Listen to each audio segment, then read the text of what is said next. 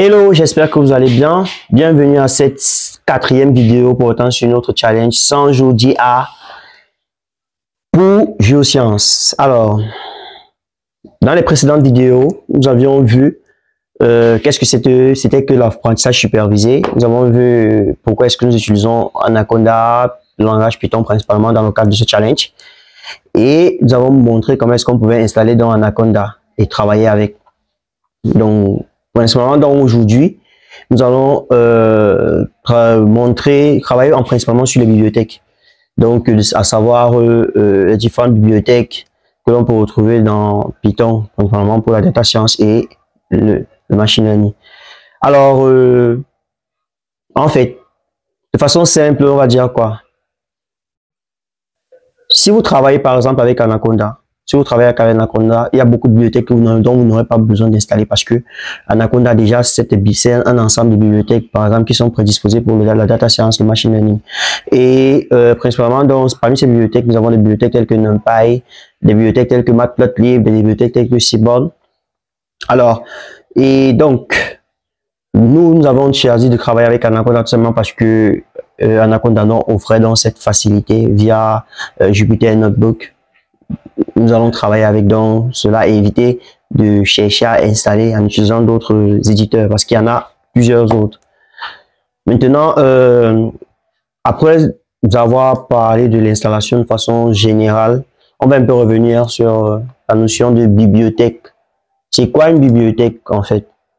Une bibliothèque, c'est tout simplement, on va dire, un répertoire dans lequel on peut conserver toutes les fonctions que vous allez devoir utiliser pour pouvoir travailler avec dans le code ou alors dans l'implémentation de votre modèle de machine learning principalement. Donc principalement quand vous voulez peut-être calculer une fonction, la moyenne, la médiane, la variance, ou je sais pas pourquoi, quel calcul statistique vous souhaitez effectuer dans le cadre d'une analyse exploratoire des données, vous vous rendez compte que à chaque fois, qu'est-ce que vous faites? C'est que vous partez prendre juste une fonction, quelque part, la fonction moyenne, la fonction variance, tout simplement parce que il y a des bibliothèques qui ont déjà ces fonctions-là, cet ensemble de calculs-là. Et donc, vous partez juste récupérer là-bas pour effectuer ce que vous souhaitez faire avec ou alors ce que vous voulez faire avec.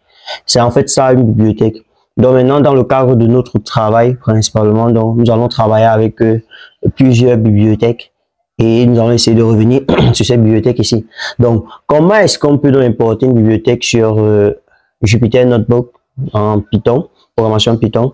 Donc, il existe principalement deux mots-clés que vous allez utiliser pour importer une bibliothèque, à savoir import et as.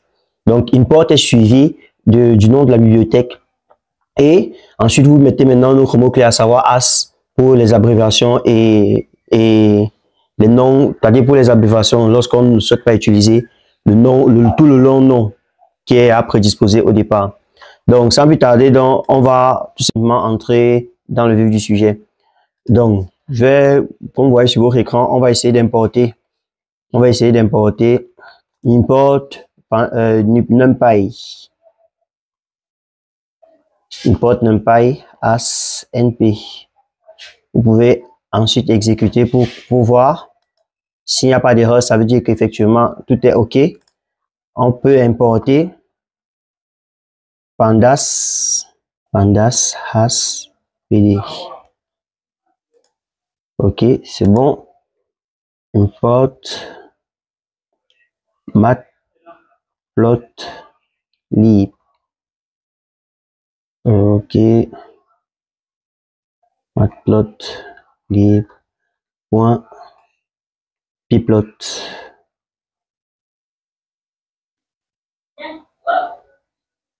As plt.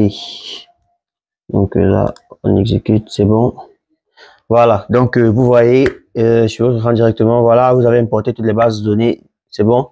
De ce côté, une fois ceci fait, vous pouvez passer à autre chose en fait. Vous pouvez passer à autre chose. Une fois que vous avez porté les bases de données, maintenant, on va essayer de parler en fait des bibliothèques, pardon. On va essayer de parler maintenant de la bibliothèque Pandas de fond en comble. Déjà, à savoir, Pandas, c'est une bibliothèque qui est généralement utilisée donc pour la manipulation des données. Elle permet d'explorer, de nettoyer, de traiter les données. tabulaire principalement. Elle offre deux façons de stocker les données, à savoir en série et en data frame. Donc en série, donc ici, quand on dit les séries ici sont des structures de données unidimensionnelles, tandis que les data frames sont des séries de données bidimensionnelles. Et donc, Pandas donc, offre donc ces deux options-là, ces deux possibilités de stockage d'informations. Alors, ensuite, nous avons la bibliothèque NumPy. NumPy veut tout simplement dire quoi? NumPy veut dire Numerical Python. Il fournit une structure de données appelée tableau NumPy, qui est une grille de valeurs principalement. Donc, il fournit également une collection de fonctions numériques, mathématiques de haut niveau qui peuvent être exécutées sur les tableaux NumPy multidimensionnels. Donc, ça, c'est ce qu'il faut comprendre et ce qu'il faut retenir en ce qui concerne la bibliothèque NumPy. Et aussi, NumPy, on peut dire que c'est la bibliothèque mère sur laquelle Pandas a été même créé. On a créé Pandas sur la bibliothèque NumPy. Donc, quand on dit créer Pandas sur la bibliothèque NumPy, ça veut tout simplement dire qu'on a codé Pandas à l'aide des packages NumPy en d'autres termes. Donc, on va essayer de comparer aussi Pandas et NumPy d'une certaine façon. Déjà, on a eu à le dire certes, mais NumPy et Pandas sont deux bibliothèques Python pour la data science. NumPy utilise les calculs scientifiques, utilisé pour faire les calculs scientifiques, tandis que Pandas est plus utilisé pour le nettoyage, comment dire, la manipulation des données, à savoir le nettoyage, le stockage, le traitement des données. Et NumPy fournit des tableaux multidimensionnels, tandis que Pandas, comme on a dit, offre deux possibilités de stockage d'informations ou alors deux structures de données, à savoir en série et en cadre de données bidimensionnelles et en série de données unidimensionnelles. Voilà, donc voilà ce qu'on peut essayer de dire en ce qui concerne NumPy et Pandas. Maintenant, si on parle de la bibliothèque Matplotlib, on comprend déjà que Matplotlib est une bibliothèque Python de visualisation, c'est-à-dire qu'elle utilise principalement dans des tracés graphiques. Dans le module Pyplot, à l'intérieur de Matplotlib, fournit l'interface, à la fonctionnalité de traçage sur Matplotlib principalement. Donc Matplotlib permet aussi de créer un certain nombre de types de graphiques différents, tels que les histogrammes, les diagrammes, les diagrammes de dispersion, les diagrammes de surface, les diagrammes de camembert, etc. On aura l'occasion de travailler dessus. Et donc, ça c'est comme ça la bibliothèque Matplotlib. Maintenant, si on prend la bibliothèque, on va dire la bibliothèque Seaborn. La bibliothèque Seaborn, c'est une bibliothèque de Python de visualisation construit au-dessus de Matplotlib principalement, un peu comme Pandas construit au-dessus de NumPy. Donc elle